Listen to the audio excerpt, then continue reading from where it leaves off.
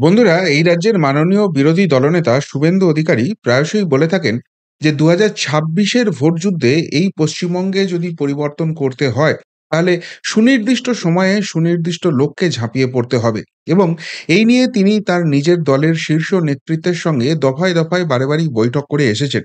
এবং তার মতো করে ১৯ দফা একটা তিনি তালিকা সেই শীর্ষ নেতৃত্বের কাছে নাকি জমা দিয়ে এসেছেন। এবং তিনি এটুকুনি অ্যাসিওর করেছেন যে শীর্ষ নেতৃত্ব বাংলায় সত্যিই ক্ষমতায় আসতে চান এবং তার যে মতামতগুলো আছে সেগুলো অত্যন্ত গুরুত্বপূর্ণভাবে তারা দেখছেন এবং সঠিক সময়ে সেই অ্যাকশন শুরু হয়ে যাবে। কি আছে সেই ১৯ দফা প্ল্যানে? অবভিয়াসলি তিনি রাজনৈতিক কারণে সেটা কারোর সামনে ডিসক্লোজ করেননি। তবে হিন্টস দিয়েছেন ২-১ টা। এবং তার মধ্যে অন্যতম গুরুত্বপূর্ণ হচ্ছে ভাইপোর সাপ্লাই লাইনটা কেটে দেওয়া। এই ভাইপোর সাপ্লাই লাইনটা কেটে যাওয়া তার কিছুটা ইঙ্গিত গতকাল থেকে পশ্চিমবঙ্গবাসী কিছুটা হলেও বুঝতে শুরু করে দিয়েছে। এবং শুভেন্দুবাবুর বক্তব্য হচ্ছে যে অ্যা এই রাজ্যের মানুষ অবভিয়াসলি তারা যে সেন্টিমেন্ট নিয়ে চলছেন, যেভাবে এই রাজ্যটা চলছে, তাতে তারা একটা মুহূর্তও দেরি করতে চান না। এই মুহূর্তে কেন্দ্রীয় বিজেপি নেতৃত্ব ঝাঁপিয়ে পড়ছে, অ্যাকশন হচ্ছে, সেটা তারা দেখতে চান। তারা আর ধৈর্য রাখতে পারছেন না। কিন্তু বিজেপি একটা সর্বভারতীয় দল। এটা কোনো আঞ্চলিক দল নয়। ফলে তাদের সর্বভারতীয় রাজনীতিতে কনসেনট্রেট করতে হয় এবং তার শীর্ষ নেতৃত্ব তাকে কথা দিয়েছেন যে এই নভেম্বরে দুটো অত্যন্ত গুরুত্বপূর্ণ বিধানসভা নির্বাচন আছে। একটা মহারাষ্ট্র, একটা ঝাড়খণ্ড। সেই মহারাষ্ট্র, ঝাড়খণ্ড নির্বাচন মিটে গেলেই এই রাজ্যে প্রকৃতভাবে বিজেপি সব দিক থেকে ঝাঁপিয়ে পড়বে। একদিকে রাজনৈতিক যে জিনিসগুলো আছে সেগুলো যেরকম দেখা যাবে, তার পাশাপাশি যে অ্যাকশন গুলো না হলে এই রাজ্যের ভোটটা যারা প্রহসনে পরিণত করে রাখেন, আর তাই যতই জনমত বিপক্ষে যাক না কেন, শেষ পর্যন্ত লুটপাটের রাজনীতি করে ক্ষমতা ধরে রাখেন, তাদেরকে টাইট দেওয়া যাবে না। সেইটা কিন্তু ইমপ্লিমেন্ট হবে এই ঝাড়খণ্ড আর মহারাষ্ট্রের ইলেকশনটা মিটে গেলেই। এবং তার কিছুটা সত্যতা কালকে বোঝা গেল যখন ঝাড়খণ্ডের ১ম দফার নির্বাচনটা আ হয়ে গেল, তারপরেই আমরা দেখলাম বাংলায় অ্যাকশনটা শুরু হয়ে গেছে। কি অ্যাকশন শুরু হয়ে গেছে? আপনারা দেখছেন যে গতকাল থেকেই পশ্চিমবঙ্গের সংবাদ মাধ্যমে যে শিরোনামটা রয়েছে সেটা হচ্ছে প্রায় ৫০,০০০ কোটি টাকার দুর্নীতি এবং সেই দুর্নীতিতে একাধিক প্রভাবশালী যোগ এবং সেই প্রভাবশালী যোগ খুঁজতে একাধিক জায়গায় ইডি হানা।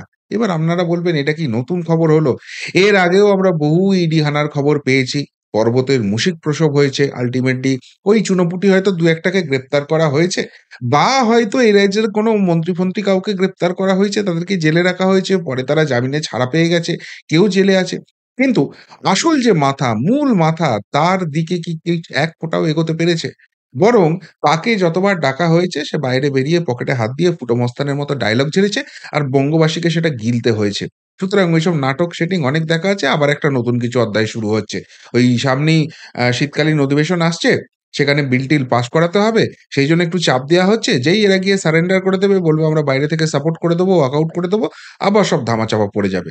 হ্যাঁ, আপনাদের আমি এক ফোঁটাও দোষ দিই না যারা এই মতটা পোষণ করেন। কেননা সত্যিই এতদিন সেটাই দেখেছি। আল্টিমেট রেজাল্ট সেটা দেখেছি। পিছনে কি ঘটে গেছে আমরা তো কেউই জানি না। আমরা কিছু, কিছু জানি কিন্তু তার obvious প্রুফ আমাদের হাতে নেই। কিন্তু এবারের যে ঘটনাটা ঘটছে সেটা কিন্তু সম্পূর্ণ আলাদা। এবং মনে করা হচ্ছে যে ২৬ এর লক্ষ্যে যে গ্রিন সিগন্যাল শুভেন্দুবাবু তার কেন্দ্রীয় নেতৃত্বের কাছে পেয়েছেন, যে টাইমলাইন তার কেন্দ্রীয় নেতৃত্বের কাছ থেকে পেয়েছেন যে ঝাড়খণ্ড, মহারাষ্ট্র মিটে গেলেই বাংলা নিয়ে আলাদা প্ল্যানিং থাকছে, আলাদা ভাবনা চিন্তা থাকছে। তারই কি এক্সটেনশন এইটা? যদিও এটা দুর্নীতির তদন্তের সঙ্গে সরাসরি বিজেপির যোগ নেই। কিন্তু আ এই কথা বললে সাধারণ মানুষ কি বিশ্বাস করবে? সবাই তো বলবে ভাবের ঘরে চুরি হচ্ছে। ইডি, সিবিআই সেখানে সত্যিই বিজেপির কেন্দ্রীয় নেতৃত্ব কিচ্ছু জানে না। তারা তাদের মতো করে সবটা করছে। এটা বোধহয় মানুষ আর বিশ্বাস করে না। তাই গতকাল থেকে ইডি হানা শুরু হতেই নতুন করে এই জল্পনাটা শুরু হয়েছে যে ফাইনালি কি ভাইপোর সাপ্লাই লাইনটা কাটার জন্য এবার উঠে পড়ে লেগেছে। কেন এই কথাটা হচ্ছে? গতকাল থেকে ঘটনাটা একটু ব্রিফে বলে দিই। আপনারা হয়তো অনেকেই জানেন। কিন্তু জাস্ট ব্যাকগ্রাউন্ডটা ব্যাখ্যা করার জন্য আমি বলছি, গতকাল থেকেই ইডি আধিকারিকরা বেশ কয়েকটি দলে বিভক্ত হয়ে লেকটাউন এবং উত্তর চব্বিশ পরগনার মাইকেলনগরের একাধিক জায়গায় তারা কিন্তু তল্লাশি চালিয়েছেন। এবং সেখানে আ যে আধিকারিকরা তল্লাশি চালিয়েছেন সেটা খুব ইম্পোর্টেন্ট। তারা কিন্তু সকলেই দিল্লির যে সদর দপ্তর রয়েছে ইডির, সেইখান থেকে তারা এসেছেন। এবার এখানেই প্রশ্ন হচ্ছে যে বাংলায় তো ইডির একটা বড় সংখ্যক আধিকারিক আছে। তারা না এসে হঠাৎ করে একদম সেন্ট্রাল থেকে আসতে হচ্ছে, কিছু কি ব্যাপার রয়েছে? নিশ্চয়ই ব্যাপার রয়েছে। তার একটা টেকনিক্যাল ব্যাখ্যাও রয়েছে। কিন্তু অন্য ব্যাখ্যা, অন্য উৎসাহটাও রয়েছে। কি সেটা আসছি। আ তার আগে প্রসঙ্গত জানিয়ে রাখি যে এর আগেও কিন্তু লটারি কাণ্ড নিয়ে অ্যা রেড হয়েছিল। তবে সেটা ইডির তরফ থেকে হয়নি। সেটা কিন্তু আইটি, ইনকাম ট্যাক্স ডিপার্টমেন্টের তরফ থেকে রেড হয়েছিল। মাস ৬-৮ আগে হয়েছিল খুব সম্ভবত। এবং সেখানেই যে রেডে তথ্যগুলো পাওয়া গিয়েছিল, সেখান থেকে এইটুকুনি স্পষ্ট হয়ে যাচ্ছে যে বহু প্রভাবশালী এবং ওই উচ্চতর প্রভাবশালীদের যোগ রয়েছে। তারপরেই সেই সমস্ত ইনফরমেশন ইডির কাছে পাস হয় এবং আ তারপর ইডি আধিকারিকরা কিন্তু তদন্তে নামেন। এবং যেটুকুনি জানা যাচ্ছে যে একটা বিশেষ লটারি কোম্পানির গোডাউন, এজেন্টদের বাড়ি এবং অফিসে এই সমস্ত এলাকায় তল্লাশি চালিয়ে যাচ্ছে। আসলে যেটা মেইন কথা জানা যাচ্ছে যে এখানে এই যে সংশ্লিষ্ট লটারি কোম্পানিটি আছে, তারা লটারি করছে। সেখানে তাদের বিরুদ্ধে একটা সরাসরি দুর্নীতির অভিযোগ উঠছে যে, যেগুলো অবিকৃত টিকিট সেগুলোকে বিক্রি টিকিট দেখানো হয় এবং তার ফলে অত্যন্ত প্রভাবশালী একটি রাজনৈতিক দলের বিশেষ রাজনৈতিক ব্যক্তিত্ব বা তাদের আত্মীয়-স্বজন, পরিবার-পরিজন সেই টিকিটের টাকা পান।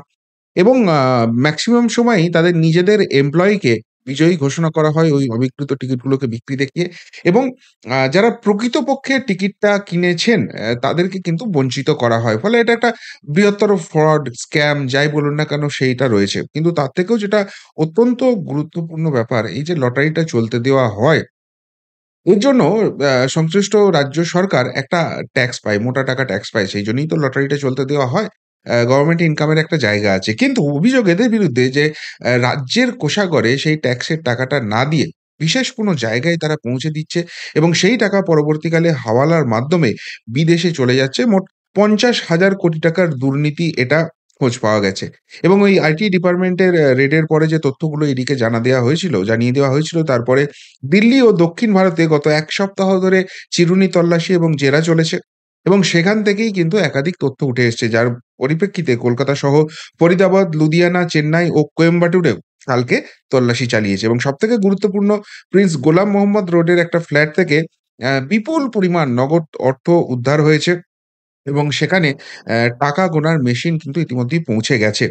এবং যেটা জানা যাচ্ছে মধ্যমগ্রামেও এক জায়গায় টাকা উদ্ধার হয়েছে, সেখানেও টাকা গোনার মেশিন গেছে।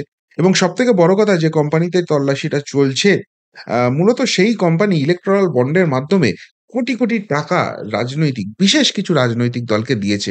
১৩৬৮ কোটি টাকার ইলেক্টোরাল বন্ড কিনেছে একটা লটারি কোম্পানি। তাহলে ঠিক কি পরিমাণ তারা ফেসিলিটি পাচ্ছে এই রাজ্য সরকারগুলোর এই রাজনৈতিক দলগুলো থেকে, যে কারণে এই টাকাটা দিয়েছে, এটা একটা প্রশ্নের জায়গা উঠে আসছে। এবার সবথেকে গুরুত্বপূর্ণ যে ব্যাপারটা, এই রাজ্যে একাধিক কিন্তু রাজ্য সরকারের লটারি আছে। সেই লটারি কোম্পানিগুলো রাজ্য সরকারের যেগুলো রয়েছে সেগুলো কার্যত বন্ধ হয়ে গেছে। রাজ্যে ২ টো বিশেষ লটারি কোম্পানি ছেয়ে গেছে এবং সরাসরি সেই কোম্পানিগুলো নিয়ে অভিযোগ জানিয়ে আসছেন গত ২-২.৫ বছর ধরে মাননীয় বিরোধী দলনেতা শুভেন্দু অধিকারী।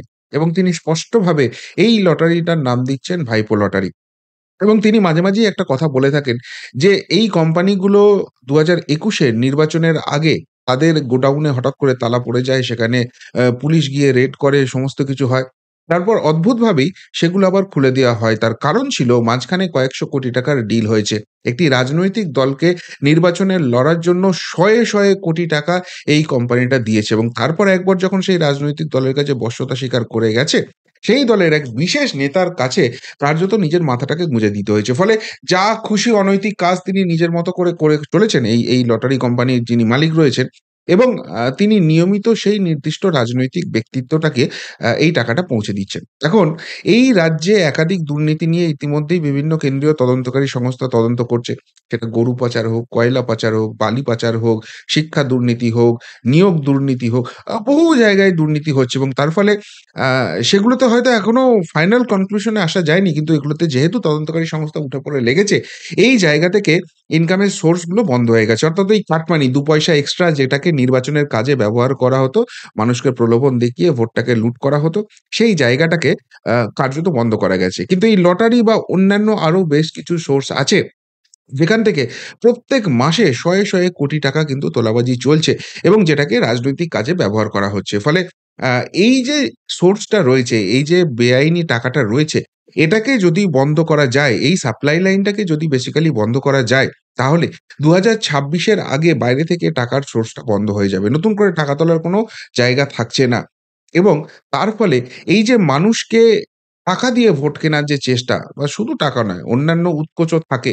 সেটা অনেক সময় অভিযোগ করতে সেন্ট্রাল বাহিনী যারা আসছেন, তাদেরকে অনেক ময়ের সাপ্লাই দেয়া হয়। এ ধরনের বিভিন্ন অভিযোগ ওঠে। যাই হোক, সেইসব করতে গিয়ে যে টাকাটা খরচ হয়, যদি এই সাপ্লাই লাইনগুলো বন্ধ হয়ে যায়, সেই জায়গাটায় কিন্তু টান পড়বে। ফলে সেইখানে একটা স্বচ্ছতা আসছে।